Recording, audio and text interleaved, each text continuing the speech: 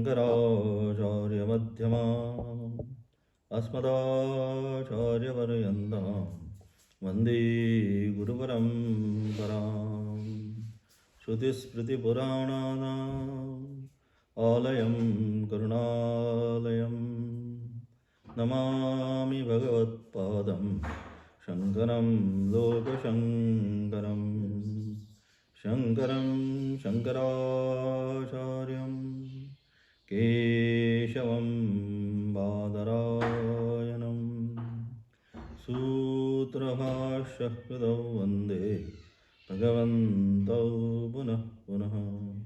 ईश्वरो गुरुरात्मेति मूर्तिभेदविभागिने व्योमवद्व्याप्तदेहाय दक्षिणामूर्तये नमः। चालू असणारं कठोपनिषद आणि कठोपनिषदाचा असणारा प्रथम अध्याय, त्यातली द्वितीय वल्ली आणि त्याचा 18वा असणारा मंत्र आपण मागच्या पाठाला पाहत होतो. आणि त्यानंतर बराच म्हणजे 2 महिन्याचं असणारं मध्ये व्यवधान, काकड आरती असेल, इतर कार्यक्रम आता हे चालूच राहतात. त्याला आता हनुमान जयंती जोपर्यंत आहे तोपर्यंत हे सगळं चालू राहतं. परंतु त्यामधनं वेळ काढून अर्धा पाऊण तास का होईना वेदांताचं असणारं चिंतन जे आहे आरंभ केलेला त्याची पूर्णाहुती व्हायलाच पाहिजे. त्या अनुषंगाने आपण पुन्हा एकदा पाठ आरंभ करत आहोत.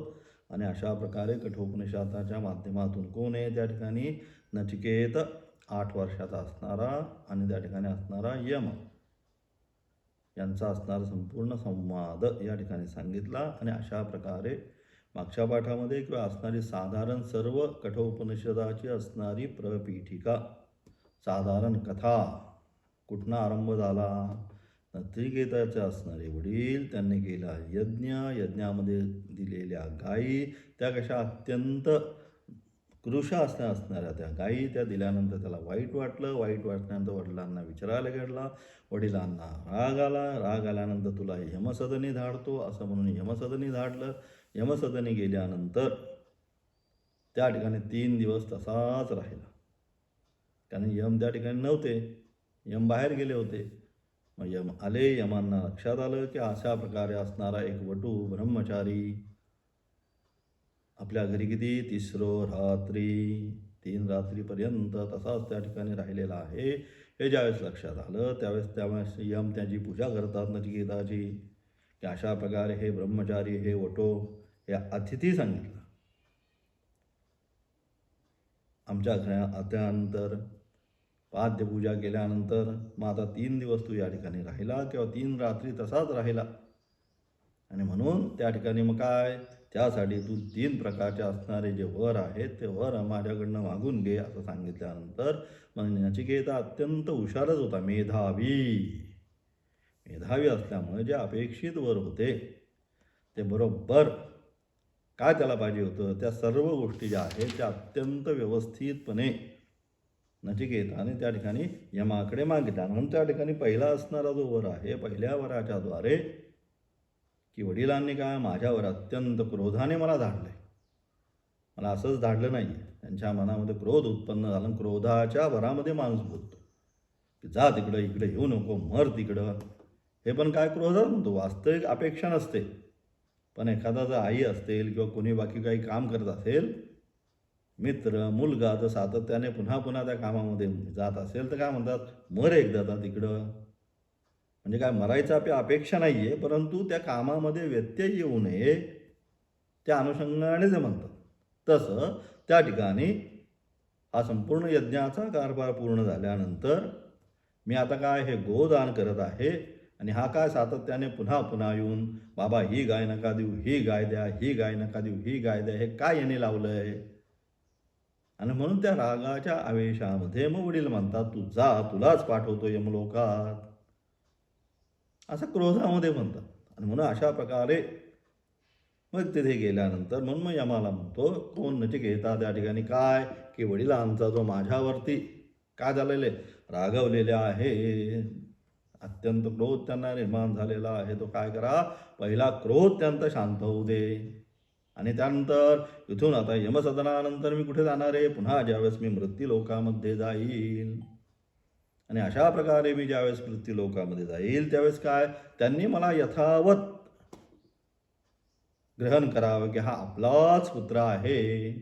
नाहीतर मग काय त्यांच्या मनामध्ये एखाद्या वेळेस शंका निर्माण व्हायला नको की हा यमसदनातून आलेला आहे काय? ह्या काय भूत प्रेत पिशाच वगैरे काय आलंय का काय? अशा प्रकारची शंका त्यांच्या मनामध्ये होऊ नये आणि त्याकरता त्यांनी यथावत मला त्या ठिकाणी ग्रहण करावं.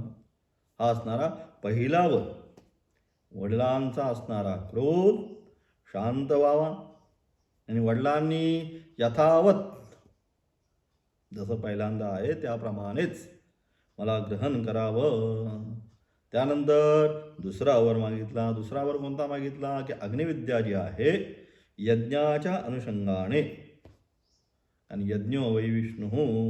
यज्ञ म्हणजे काय? त्यागाची द्रव्य उद्देशेन देवता उद्देशेन हविः त्यागः इति यज्ञ. यज्ञाचं त्या ठिकाणी लक्षण सांगितलं. यज्ञ आपण करतो, पण यज्ञ म्हणजे काय? तर देवता उद्देशेन, जी देवता आपल्याला प्रसन्न करून घ्यायची आहे त्या देवतेच्या उद्देशेन. काय? मग गणपती असेल तर ओम गंग गणपते नमः. रुद्र असेल, शंकर असेल तर ओम नमः भगवते रुद्राय. विष्णू असेल तर सहस्रशीर्षा पुरुषः. त्या देवतेच्या उद्देशेनं तिला जे प्रिय आहे, गणपतीला दुर्वा मोदक यो लजयति यो मोदक सहस्रेण यती स वांछित फलमाप्नोती. 1000 मोदकांचं काय करतो? जो हवन करतो त्याला काय मिळतं? तर स वांछित फलमाप्नोती. त्याला त्याच्या मनामध्ये जी काय इच्छा आहे ती इच्छा संपूर्ण पूर्ण होते. म्हणजेच काय? देवता उद्देशेन हविः त्यागः सांगितलं. मग यज्ञ काय? यज्ञ म्हणजे त्यागाची असणारी प्रक्रिया म्हणजे यज्ञ.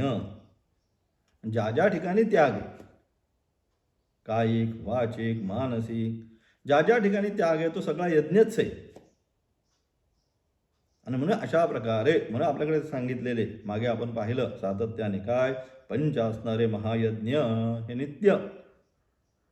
आपल्या हातामधून जे दोष होतात, झाडून काढत असेल, पाण्याचा घडा ठेवत असेल, चुलीवर असेल, उखळामध्ये असेल, अशा ठिकाणी ग्रहामध्ये 5 ठिकाणी होणारे जे अपराध आहेत त्या 5 अपराधांची क्षमा याचना करण्याकरिता शास्त्रांनी आपल्याकडे काय सांगितले? पंचमहायज्ञ सांगितले की पंचमहायज्ञ प्रतिदिन आपल्याला करावे लागणार आहे. त्याने काय?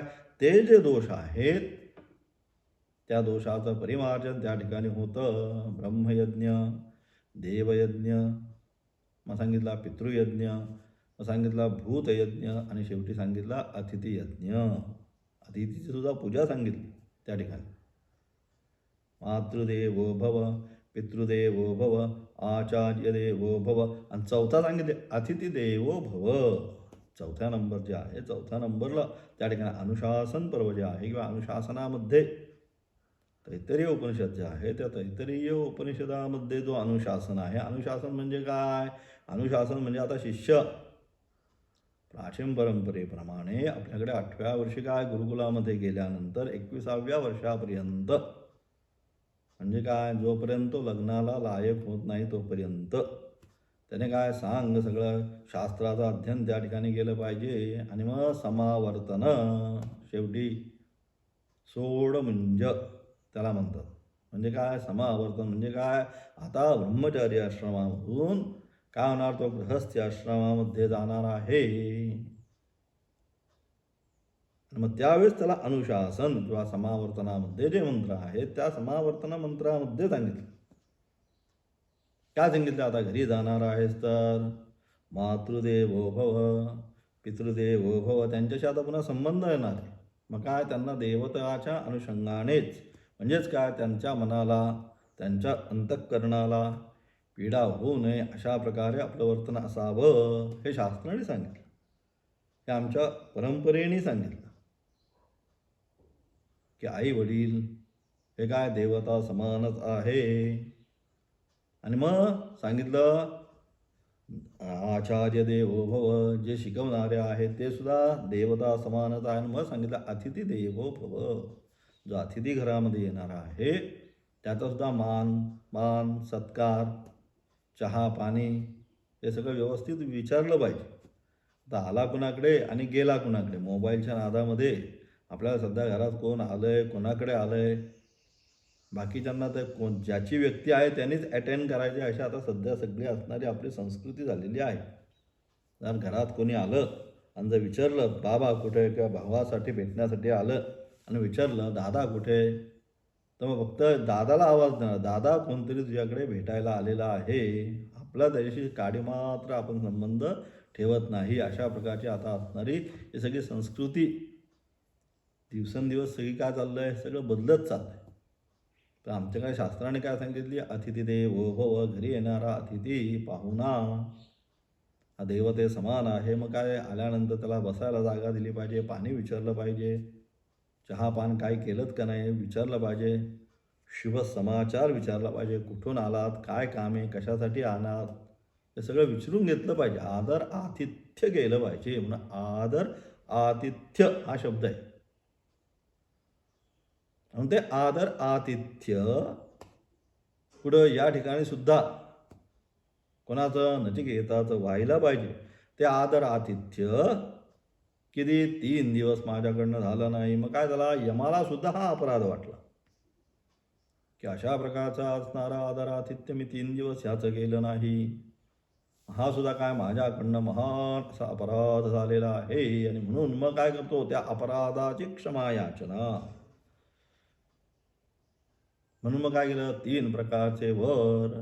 मग त्या ठिकाणी दुसरं सांगितलं काय, अग्निविद्या संबंधी देवतांना असणारं देवान भावयतानेन ते देवा भावयन्तु परस्परं भावयन्तः श्रेयः परमवाप्स्यथ.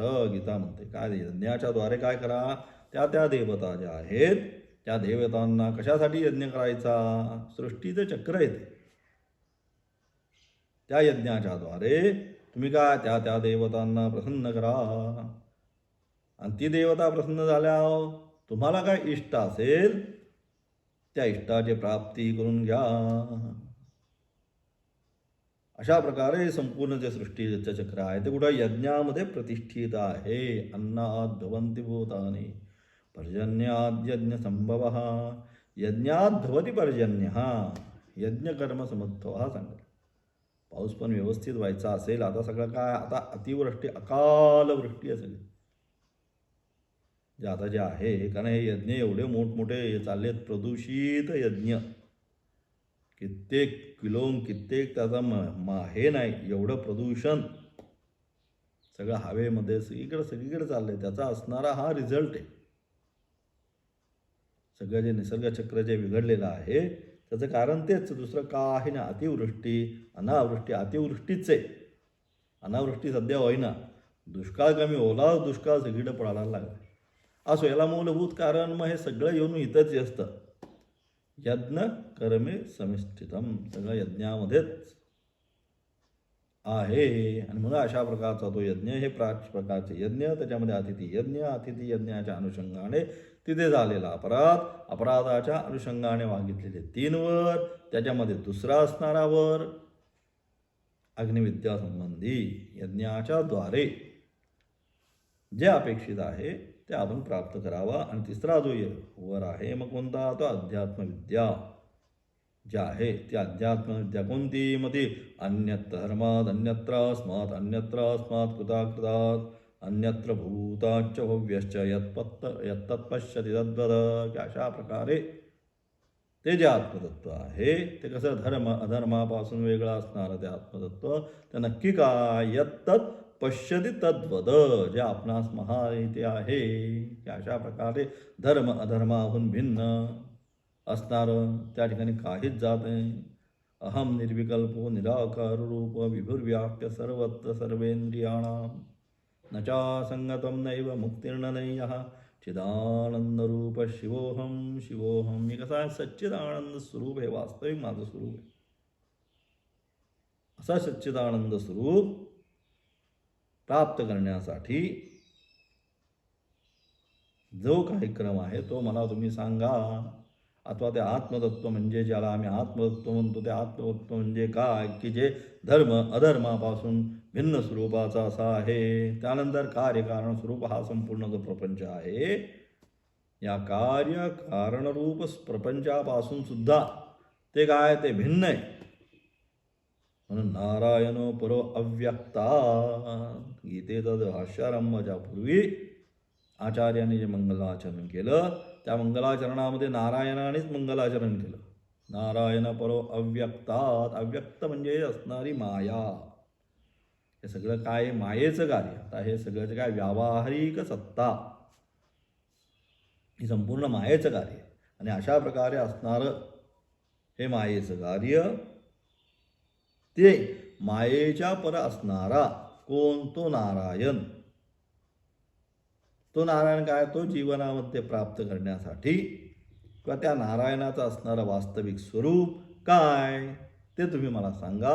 आणि अशा प्रकारे त्या नारायणाचं असणारं सच्चिदानंद स्वरूप ते या ठिकाणी सांगण्याचा प्रयत्न कुठे, या असणाऱ्या प्रथम अध्याय, त्याच्यामध्ये असणारी द्वितीय वल्ली, आणि त्यापासून हे सगळे येणारे जे मंत्र आहेत 14व्या मंत्रापासून अन्यत्र धर्मात, अथवा त्यानंतर मग ते प्रश्न विचारल्यानंतर काय केलं, मग प्रश्न विचारल्यानंतर त्या ठिकाणी मग काय केलं, ओंकारोप आलंबन आणि निरालंबन.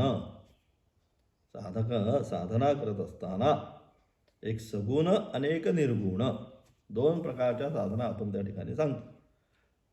लगेच कोणताही साधक जो आहे साधना करत असताना निर्गुण निराकार जो परब्रह्मतत्व आहे, अहम निर्विकल्पो निराकार रूपो, ही साधना त्याला लगेच साध्य होत नाही.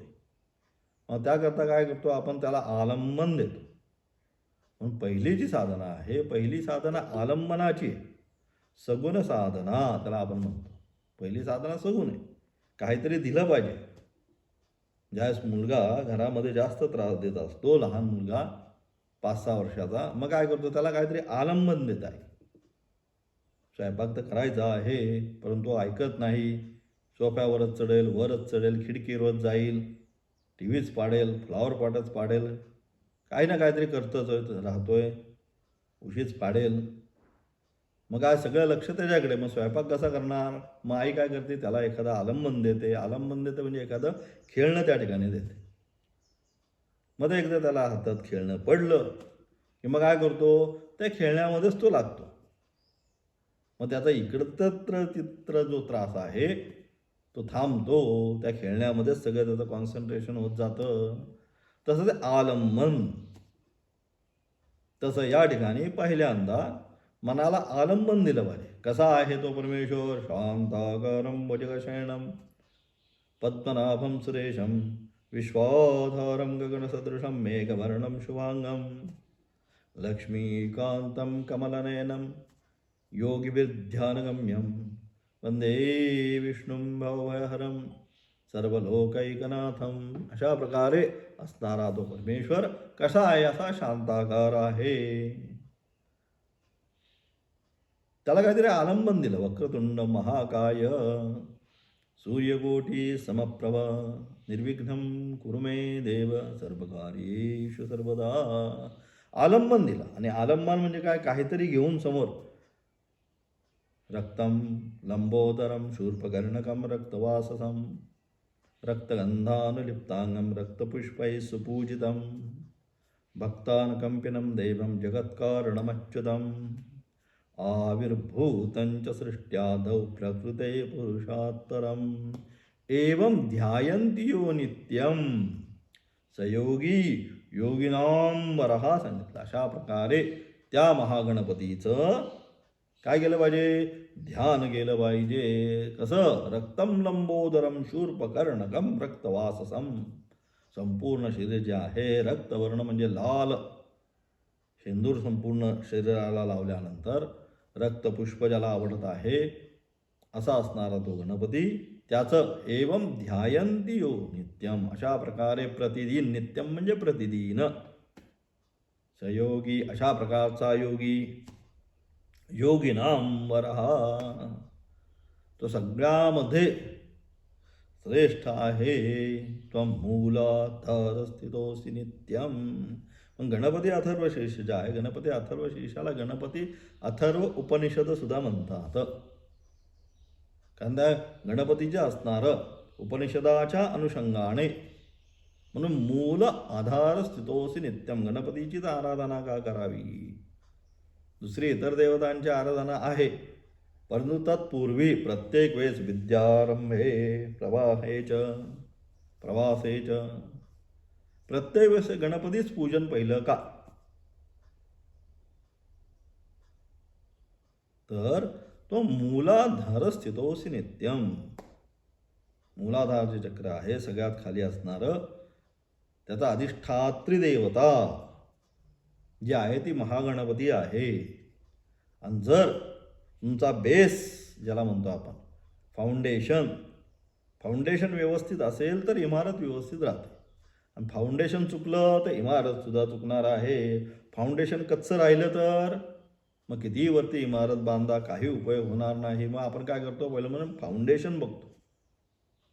खाली जोपर्यंत असा व्यवस्थित कठीण दगड जो आहे, तो कठीण दगड जोपर्यंत खाली प्राप्त होत नाही तोपर्यंत काय करतो, मग खणत खणत खणत खालपर्यंत जातो. 2 फूट 3 फूट 4 फूट जात जात जेव्हा वाटेल की आता हा कठीण, आता इथनं हलणार नाही काही, मग त्यावेळेस तिथे आपण काय करतो, पिलर किंवा कॉलमचा जो आहे पाया आहे तो पाया घ्यायला आरंभ करतो. म्हणजे काय, तो स्थिर करतो. तसं साधना मार्गामध्ये साधना स्थिर करायची असेल तर तो मूलाधार जे चक्र आहे तिथं महागणपतीचा निवास आहे. म्हणून ते सांगितलं, त्वं मूलाधार स्थितोसी नित्यम. तो महागणपती त्या मूलाधार चक्राचे अधिष्ठात्री देवता आहे. म्हणून त्याच्या उपासनेने, त्या महागणपतीच्या उपासने का ते मूलाधार जे चक्र आहे ती जागृत होणार आहे. आणि एक चक्र जागृत झालं की मग हळूहळू जी शक्ती आहे कुंडलिनी, आपण म्हणतो ज्याला कुंडलिनी शक्ती, ती काय, तिचा आरंभ होणार आहे वर जायला. आणि म्हणून पहिला आपण म्हणतो पुश, पहिल्यांदा सुरुवात जोरात धक्का दिला की मग गाडी आपल्या पुढे जाते. काय काय आता नाही, पण पहिल्यांदा आता सगळ्या इलेक्ट्रॉनिक गाडी आल्या. आता काय तुमचं काही बंद पडलं, चावी निघाली की काही करता येत नाही. पहिल्यांदा कधी धक्का बिक्का मारून तरी चालू व्हायच्या गाड्या. तर पहिल्या गाड्यांचं सांगतो, आत्ताच्या गाड्यांचं नाही. मग काय, जर बंद पडली तर थोडासा धक्का पुशअप दिला की ती चालू व्हायची. तसं आहे, तो मूलाधार स्थितोसी नित्यम. एकदा त्या महागणपतीची आराधना चालू झाली की मूलाधार जे चक्र आहे त्याला काय एकदा पुशअप मिळाला की ती कुंडलिनी जी आहे ती आपल्या वर निघायला सुरुवात होते. आणि म्हणून त्याकरिता म्हणून महागणपतीची आराधना सर्वप्रथम. आता इतर ठीक आहे, बाकी विषय आपल्या पूजा पाठाच्या अनुषंगाने त्याला पहिला मान दिला, हे दिलं ते एकदम, प्रत्येक याच्यामध्ये आध्यात्मिक जो अर्थ आहे तो आध्यात्मिक अर्थ पण ग्रहण केला पाहिजे. आणि मग अशा प्रकारे म्हणजे तत्त्वज्ञान आहे ते तत्त्वज्ञान या ठिकाणी सांगण्याकरिता म्हणजे अध्यात्मविद्या आहे. ती अध्यात्मविद्या या सर्व मंत्रांच्या द्वारे, म्हणजे 14, 15 आता येणारे जे सगळे मंत्र आहेत, द्वितीय वल्लीमध्ये येणारे सगळे आता जे मंत्र आहे, तर त्या ठिकाणी असणारा नचिकेताचा जो प्रश्न होता ते अध्यात्मविद्या म्हणजे काय, त्या अध्यात्मविद्येचं असणारं उत्तर पहिल्या 2चं दिलं. आणि तिसऱ्याचं उत्तर इथं हे सगळे जे आता मंत्र आहेत अन्यतर्मा त्यापासून आरंभ करून सर्वे वेदा यत्पदमा म्हणती, दुसरा त्यानंतर हे सगळे जे आहेत मंत्र या ठिकाणी एतद्धेवाक्षरं ब्रह्म एतद्धेवाक्षरं परम एतद्धेवाक्षरं ज्ञात्वा यो यदिच्छसि तस्य तथा एतदालम्बनं श्रेष्ठमेतदालम्बनं परम एतदालम्बनं ज्ञात्वा ब्रह्मलोके महीयते. की हेच सर्वश्रेष्ठ आलंबन काय आहे, तर हेच सर्वश्रेष्ठ आलंबन आहे. कोणतं, की अशा प्रकारे साकार आणि निराकार या 2 ज्या साधना आहेत त्याच्यामध्ये पहिली सगुण साधना. आणि सगुण साधनेनंतर काय, सगुण साधना कशासाठी, जोपर्यंत सगुण साधनेमध्ये आपण दृढ होत नाही तोपर्यंत चित्तशुद्धी नाही. त्यासाठी सर्वसाधारण नाम जप हे सगळं काय करायचं, त्यासाठीच यज्ञ दान तपश्चैव. कशासाठी? पावन आणि मनीषिण हा सांगितलं. हे सोडायचं नाही, हे करतच राहायचं आहे. पुन्हा पुन्हा पुन्हा पुन्हा. जसं उठल्यानंतर दररोज आपण काल आंघोळ केली म्हणून आज काढायचं नाही असं होत नाही.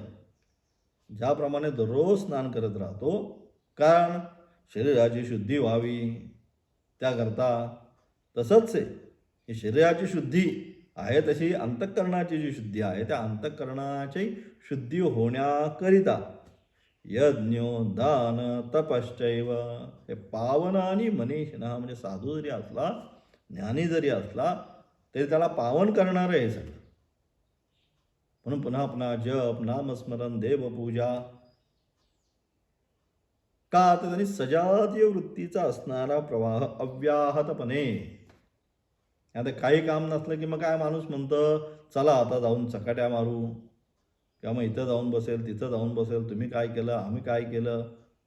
हे सगळे उद्योग करून काहीतरी नवीन उद्योग वाढवण्यापेक्षा काय करेल, मग सकाळी स्नान झालं, ध्यान झालं, त्यानंतर काय करेल, थोडंसं वाचन करेल, पूजन करेल, नामस्मरण करेल, काहीतरी आपलं काम असेल ते काम बघा, कामाला जाईल, काम बघेल, संध्याकाळी आला की फ्रेश होईल, पुन्हा काय थोडा जप वगैरे काहीतरी करेल, काहीतरी वाचन करेल, रामायण महाभारत. अशा प्रकारे कालो गच्छती धीमताम सांगितलं. अशा प्रकारे आपला जो काल आहे हा काय, सजातीय वृत्तीप्रवाह अंतःकरणामध्ये चांगले गुण, दैवी गुणसंपत्ती प्राप्त करण्याकरिता घालवेल. आणि अशा प्रकारे म्हणून काय, हेच जे आलंबन श्रेष्ठ सांगितले. एतदालंबनम श्रेष्ठ मे तदालंबनम परम. सर्वात श्रेष्ठ परम म्हणजे दुसरं काही नको, ह्याच्यापेक्षा दुसरं आलंबनच नाही. सत्संग जो आहे त्यापेक्षा सत्संगत्वे निस्संगत्वम, त्यात आहे सगळं पाहिलं. निस्संगत्वे निर्मोहत्वम, निर्मोहत्वे निश्चलत्वम, निश्चलत्वे जीवनमुक्ती. हा असणार सत्संगच आहे. हा काय करतो, आम्हाला मोक्षापर्यंत घेऊन जाणार आहे. म्हणून अशा प्रकारे एतदा लंबनम परम सांगितलं. परम म्हणजे अत्यंत श्रेष्ठ दर्जाचं. म्हणून त्या ठिकाणी मंत्र म्हणतो, यस्मात् परम ना परमस्ति किंचित, यस्मान्न यन्नजायोस्ति कश्चिद, वृक्ष इव स्तब्धो वितिष्ठत्यैकस्तेनेदं पूर्णं पुरुषेण सर्वं. पूर्ण पुरुष कोण, जो ही अध्यात्मविद्या जाणून घेतो तो. म्हणून काय आहे, सर्वात श्रेष्ठ. याच्यानंतर परत काही नाही याच्यानंतर परत. हे सातत्याने आता सांगण्यात आलं. आणि म्हणून अशा प्रकारे एतदालंबनम ज्ञात्वा, अशा प्रकारचं हे जे आलंबन आहे म्हणजे कोणतं, निर्गुण निराकार साधना, ब्रह्मविद्या, अध्यात्मविद्या. हे काय, जाणून काय होतो, तो ब्रह्मलोके महीयते. नुसतं या लोकामध्ये नाही, तर ब्रह्मलोकामध्ये सुद्धा तो श्रेष्ठ दर्जाचा ठरतो. कोण, जो ही अध्यात्मविद्या आपल्या जीवनामध्ये प्राप्त करतो तो ह्या लोकामध्ये तर श्रेष्ठ ठरतोच, परंतु या लोकापर्यंत बरोबर तो ब्रह्मलोकामध्ये सुद्धा श्रेष्ठ ठरतो. आणि अशा अनुषंगाने मग 18वा मंत्र मागच्या पाठाला आपण पाहिला. न जायते म्रियते वा विपश्चित नायम कुतश्चित बभूव कश्चित, अजो नित्य शाश्वतोयम पुराणो न हन्यते हन्यमाने शरीरे. अशा प्रकारे मग ते आत्मतत्व कसं आहे, गीतेच्या असणाऱ्या दुसऱ्या अध्यायामधील असणारा 20वा जो श्लोक आहे त्याच्या अनुषंगाने आता हे सगळे जे काही श्लोक आहे, हंता चेन्मन्यते हतून, आता पण येणारा 19वा श्लोक, हे सगळं गीतेचा दुसरा जो अध्याय आहे, गीतेच्या दुसऱ्या अध्यायामध्ये ज्या आत्म्याचं न जायते म्रियते वा कदाचित वासांस जीर्णाने वगैरे काय ते ठिकाणी जे काही श्लोक आले त्या श्लोकाच्या अनुषंगाने तसेच्या तसे काही त्याच्यामध्ये हे नाही, भिन्नता नाही, असे असणारे श्लोक. म्हणून मागच्या पाठाला शेवट पाहिला आपण. न जायते म्रियते वा विपश्चित नायम कुतश्चिन बभूव कश्चिद, अजो नित्य शाश्वतोयम पुराणः न हन्यते हन्यमाने श्रियते. आत्मत्व कसं आहे, नित्य शाश्वत अत्यंत पुरातन म्हणजे तिन्ही कालामध्ये अनुस्यूत असल्यामुळे अत्यंत प्राचीन सुद्धा तेच आहे, आत्तामध्ये तेच आहे आणि भविष्यामध्ये तेच राहणार आहे. बाकीचं सगळं येणार आणि जाणार आहे. ते नित्य तो आधार आहे, त्याच्यावर हे सगळं प्रतिष्ठित आहे. म्हणजे अशा प्रकारे न हन्यते हन्यमाने, शरीराचा जरी नाश झाला तरी ते जे आत्मतत्व आहे त्या आत्मतत्वाचा कदापि नाश होत नाही असं सांगून पुन्हा 19व्या श्लोकाच्या द्वारे मंत्राच्या द्वारे 19वा मंत्र तेच सांगतोय काय ते जे आहे ते आत्मतत्व ते कोणाच्या द्वारे मारू शकत नाही अथवा कोणीही त्याला मारू शकत नाही. अथवा म्हणजेच कर्ता आणि कर्म दोन्ही ते होत नाही. ते सांगितलं 19व्या मंत्राच्या द्वारे हंता चेन्मन्यते हंतुम हतश्चेन्मन्यते हतम उभौ तौ न विजानीतः न अयं हंती न हन्यते. अशा प्रकारे 19व्या मंत्रापर्यंत आपण येऊन थांबलेलो होतो. 19वा असणारा मंत्र आजपासून चालवून त्याचं असणारं विशेष व्याख्यान उद्याच्या पाठामध्ये पाहणार आहोत. नेहमी